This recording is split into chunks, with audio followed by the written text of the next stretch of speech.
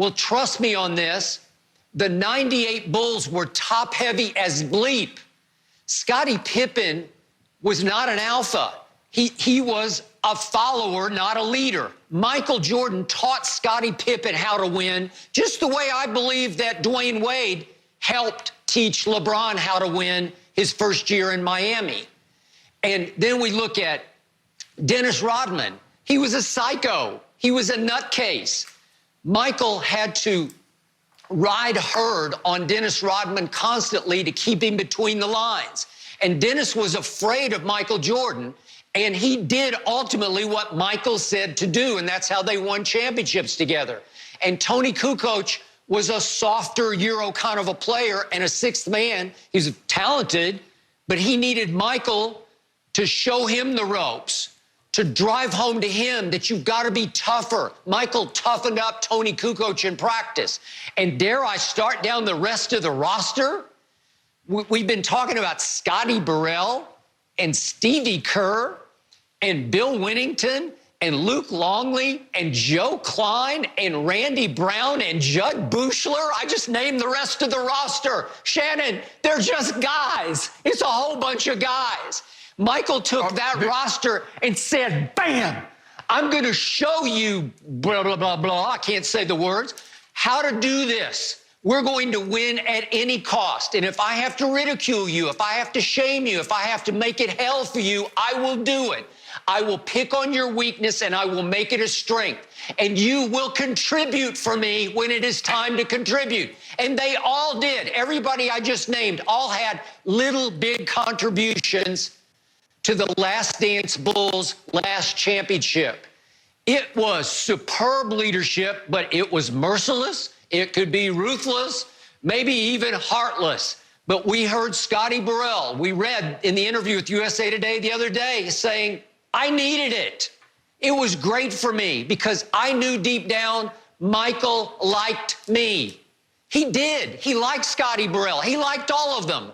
And they knew it. Not one of them has said, I hate Michael Jordan. They've all participated in the documentary that Michael has last say over because they still hold him in awe. Do they love him? Well, I don't know if they love him. They're just in awe of him. But they definitely don't hate him because they know that he did right by them. He did the right thing for them. Steve Kerr said, I stood up to him and I won him over. And Michael said in the documentary, he won my respect. And then Steve Kerr made big shots for Michael Jordan. Now we get to LeBron. And Shannon, I'm going to give you this on LeBron. His strength is he's a great passer. He's still the best passer in basketball. So that's a good leadership skill because just the mere fact that he can pass the basketball to his teammates makes them all feel like they're more involved. They feel special because, my goodness, LeBron just passed me the basketball because he thinks I'm open. I'll give you that one. And I'll give you this one. As silly as it might seem, LeBron has gone out of his way to create and to practice, I guess, his pregame handshake rituals with each player, all the way down to Quinn Cook. They all have a handshake ritual that they do before tip-off and when they do something great during the game. And I love to watch it because LeBron wants to be loved. He's going to go out of his way to spend a lot of time creating those handshake rituals, practicing them because they're not easy to do until they know them because he wants everybody to love him. Michael didn't care if anybody loved him. Michael motivated more out of fear. But here's the bottom line. LeBron also wants to be friends with everybody he plays. He wants to fraternize. He wants to be business partners with Draymond, who called him the B word during Game 4 of the NBA Finals. The one word you can't say. He crossed the line, and the next thing I know, how about skip timeout? Oh, that's the word you can't say, but Michael Jordan can say it to Scotty Burrell. See, that's the problem that Skip, we got to be careful again. See, just because you're the greatest player and you win a lot doesn't make you the greatest leader. See, you've conflated the two. If that's the case, Bill Russell is the greatest leader because he won 11 championships. So he has to be, in what, 12 years? So he has to be the greatest leader. You want to conflate Michael Jordan is the greatest player. They won 6. He's the greatest leader of all time. Well, if that's the case, it should be Bill Russell. Skip, there is no difference because someone is great. And I'm not trying, and I've never said, when we originally started talking about this, it was about Horace Grant being denied to eat a meal. I said it couldn't be me. I've never tried to make it about me. I've never told anyone I'm as great. I'm not even close to. No, Skip. Michael Jordan said, if you have a problem with the way I'm motivated, you've never won anything. I've got a problem. I got 3 Lombards to show I've won something. Where can you go? Is there a flea market? Is there a yard sale I can go get 3 of these from? So clearly I've won something. All I'm saying is, Skip, I'm not trying to say I'm great as Michael Jordan. I'm saying his style of leadership wouldn't have worked for me, and it wouldn't have worked for some. You try to say, well, LeBron is a lover, not a fighter. LeBron didn't want to be, Michael didn't care about being loved, but he wanted to be respected. That's why he did what he did.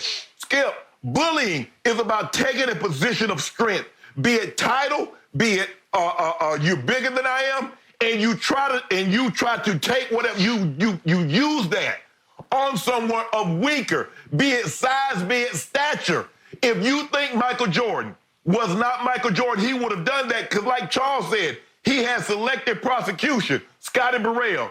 So basically, by what you're doing, Skip, by picking on Steve Kerr, by picking on Scotty Burrell and some of the others, well, you're not me, you're not Dennis Rodman, and you're not Scottie Pippen. So in other words, without saying it, he's saying it. That's all I'm saying, Skip. You're trying what you're trying. No. This was never, all I'm doing was I was asked a question about certain situations. And I'm telling you, and I say, well, what's the difference between Draymond? Well, it's Draymond and Michael Jordan. People, be careful. When you allow someone that's in a position of strength, or you feel they have more than you, and you allow them to talk, you're subjecting yourself. You're opening yourself up to things that you shouldn't do, you shouldn't have to take. Because it's funny that I listen to people and I see people in all these times, well, you allowed Michael to talk to another man in a way you would never allow a man to talk to you.